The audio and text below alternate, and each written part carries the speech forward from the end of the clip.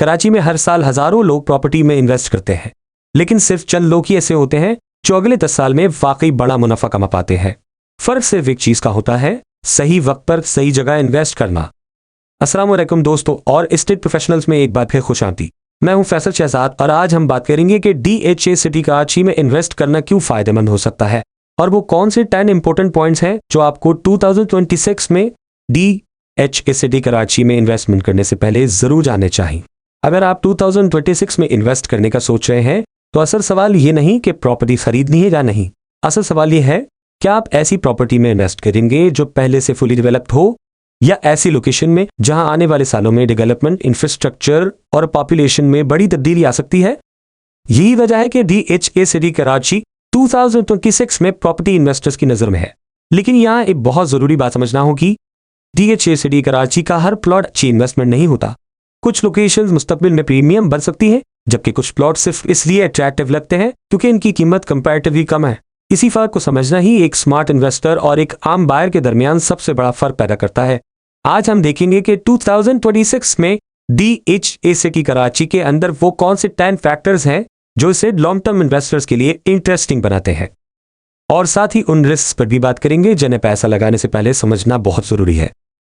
तो आइए शुरू करते हैं। अब हम बात करते हैं पॉइंट 1 की, स्केल। सबसे पहले बात करते हैं साइज की। क्योंकि DHA सिटी कराची कोई छोटी हाउसिंग स्कीम नहीं है। ऑफिशियल इंफॉर्मेशन के मुताबिक इस प्रोजेक्ट का प्लान एरिया 20,000 एकड़ से ज्यादा है और इसे एक सस्टेनेबल, ग्रीन और स्मार्ट सिटी के कॉन्सेप्ट पर डेवलप किया जा रहा है।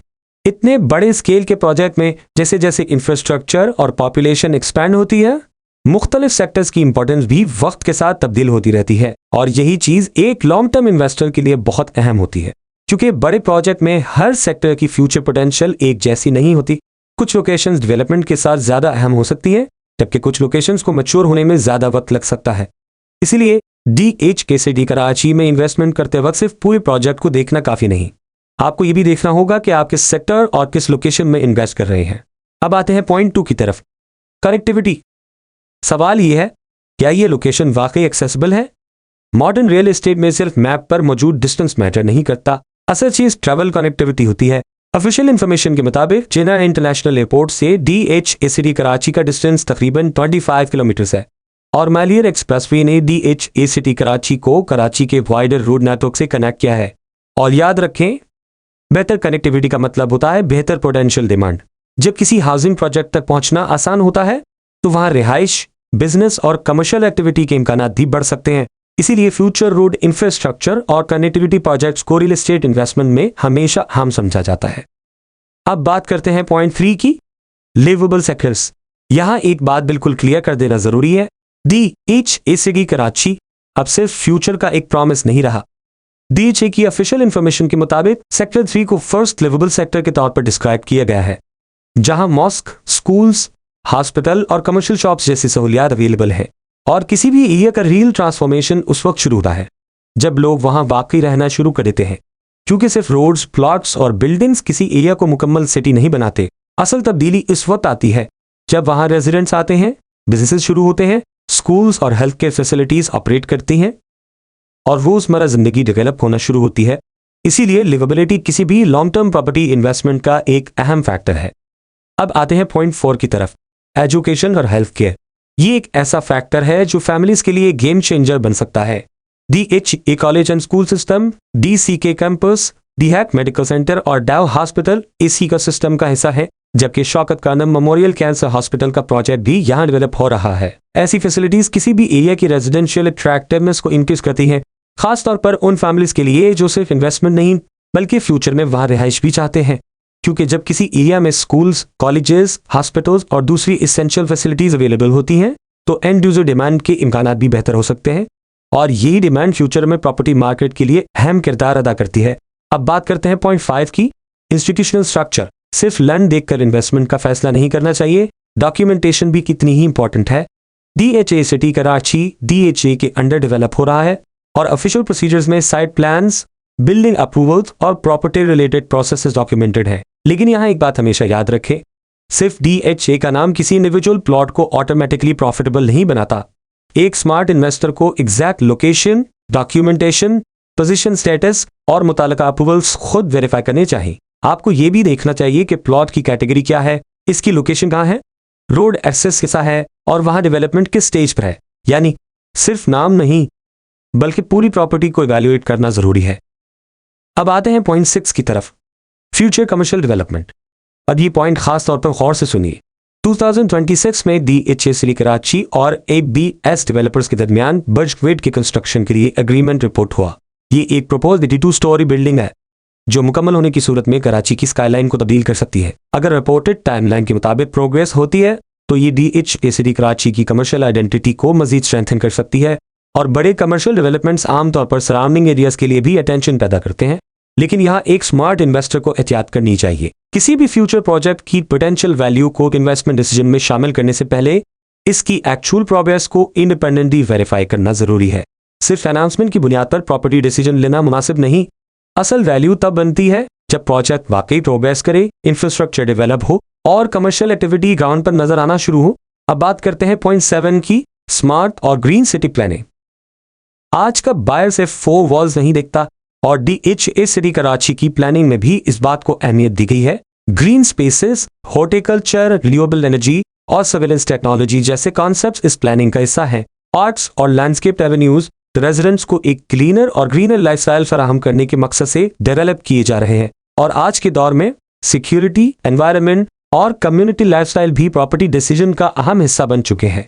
खास तौर पर नई जनरेशन के बायर्स के लिए सिर्फ घर की कीमत काफी नहीं होती, वो ये भी देखते हैं कि एरिया का एनवायरनमेंट कैसा है, रोड्स और पब्लिक स्पेसेस कैसे हैं, सिक्योरिटी कितनी बेहतर है और फ्यूचर लाइफस्टाइल कैसा हो सकता है। इसीलिए smart city planning long term real estate value के लिए एक अहम फैक्टर बन सकती है। अब आते हैं पॉइंट 8 की तरफ, एंट्री पॉइंट। और यहाँ वो गलती समझना बहुत जरूरी है जो अक्सर इन्वेस्टर्स कर बैठते हैं। एस्टैब्लिश DHA फेजेस के मुकाबले में DHA सिटी कराची अभी एक डेवलपिंग टाउनशिप है, इसीलिए कुछ इन्वेस्टर्स इसे लॉन्ग टर्म अपॉर्चुनिटी समझते हैं और ये सोच अपनी जगह दुरुस्त हो सकती है। लेकिन सबसे बड़ी गलती यह है कि सिर्फ कम कीमत देखकर प्लॉट खरीद लिया जाए। एक स्मार्ट इन्वेस्टर ये देखता है कि सेक्टर कौन सा है, रोड एक्सेस कैसा है, पोजीशन मिली है या नहीं, डेवलपमेंट स्टेज पर है और एंड यूजर डिमांड कितनी है। ये तमाम फैक्टर्स इन्वेस्टमेंट डिसीजन में बहुत अहम किरदार अदा करते हैं। याद रखें, कम कीमत हमेशा अच्छी इन्वेस्टमेंट की निशानी नहीं होती। कभी कभी कम कीमत इसलिए होती है क्योंकि किसी लोकेशन को मैच्योर होने में अभी वक्त दरकार होता है। इसीलिए प्राइस के साथ लोकेशन, डेवलपमेंट, पोजीशन और डिमांड को भी जरूर दिखे। अब बात करते हैं पॉइंट 9 की, इन्वेस्टमेंट फ्लेक्सिबिलिटी। अपने आप से एक सवाल पूछें, आप इन्वेस्टमेंट क्यों कर रहे हैं? अगर आप फ्यूचर में घर बनाना चाहते हैं तो डेवलप्ड और लिवेबल सेक्टर ज्यादा इंपॉर्टेंट होगा। अगर आप 10 to 15 ईयर्स का होराइजन सोचकर कैपिटल अप्रिशिएशन चाहते हैं तो डेवलपिंग सेक्टर का रिस्क रिवॉर्ड प्रोफाइल मुख्तलिफ होगा। और अगर आपका प्लान सिर्फ 2 to 3 ईयर्स में रीसेल करने का है तो फिर लिक्विडिटी सबसे इंपॉर्टेंट फैक्टर बन जाती है। यानी एक ही इन्वेस्टमेंट स्ट्रेटजी हर इन्वेस्टर के लिए सूटेबल नहीं होती। आपका इन्वेस्टमेंट होराइजन आपकी स्ट्रेटजी डिसाइड करता है। एक फैमिली बायर के लिए बेहतरीन प्लॉट वो हो सकता है जहां वो जल्द घर बना सके। एक लॉन्ग टर्म इन्वेस्टर के लिए डेवलपिंग लोकेशन ज्यादा इंटरेस्टिंग हो सकती है, जबकि शॉर्ट टर्म इन्वेस्टर के लिए ऐसी लोकेशन ज्यादा इंपॉर्टेंट होगी जहां बायर्स की डिमांड और रीसेल एक्टिविटी मौजूद हो। इसीलिए इन्वेस्टमेंट करने से पहले अपना मकसद क्लियर करें। आप घर बनाना चाहते हैं, शॉर्ट टर्म रीसेल करना चाहते हैं या लॉन्ग टर्म कैपिटल अप्रिशिएशन हासिल करना चाहते हैं, क्योंकि हर मकसद के लिए स्ट्रेटजी मुख्तलिफ होगी। अब आता है पॉइंट 10, फ्यूचर सिटी इफेक्ट। ये शायद इस पूरी डिस्कशन का सबसे इंटरेस्टिंग पॉइंट है। सबसे इंटरेस्टिंग अपॉर्चुनिटीज अक्सर वो लोकेशंस में पैदा होती हैं जहां डेवलपमेंट आज विजिबल हो, लेकिन अगले चंद सालों में उस लोकेशन का रोल कंप्लीटली डिफरेंट हो सकता है।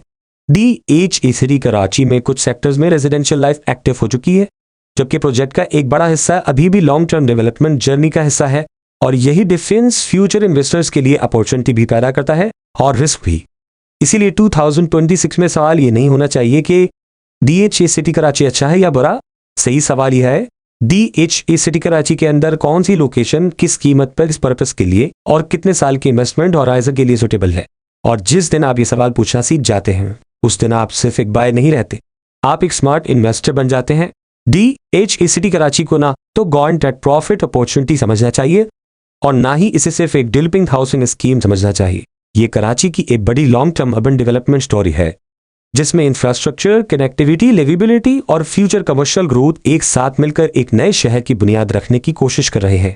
और जो लोग इस जर्नी का हिस्सा आज होते हैं उन्हें फ्यूचर में इस ग्रोथ का फायदा मिलता है। लेकिन एक बात हमेशा याद रखें कि इन्वेस्टमेंट में गारंटी नहीं होती। असल कामयाबी सही सेक्टर, सही लोकेशन, सही प्राइस और सही इन्वेस्टमेंट होराइजन के इंतखाब से आती है। अगर आप शॉर्ट टर्म इन्वेस्टर हैं तो भी अपॉर्चुनिटी मौजूद हो सकती है, लेकिन आपको ऐसे सेक्टर्स और लोकेशंस पर फोकस करना होगा जहां एक्टिव डिमांड मौजूद हो। इस तरह आप फ्यूचर में रिसेल या कंस्ट्रक्शन बेस्ड बेनिफिट हासिल करने के बेहतर इम्कानात पैदा कर सकते हैं। और अगर आप लॉन्ग टर्म इन्वेस्टर हैं और सेक्टर और लोकेशन केयरफुल सेलेक्ट कर सकते हैं तो DH सिटी कराची को इग्नोर करना भी शायद स्मार्ट डिसीजन नहीं होगा। असल बात यह है कि आपकी स्ट्रेटजी आपके इन्वेस्टमेंट हराइजन के मुताबिक होनी चाहिए और DH सिटी कराची की रियल इन्वेस्टमेंट स्टोरी भी यही शुरू होती है।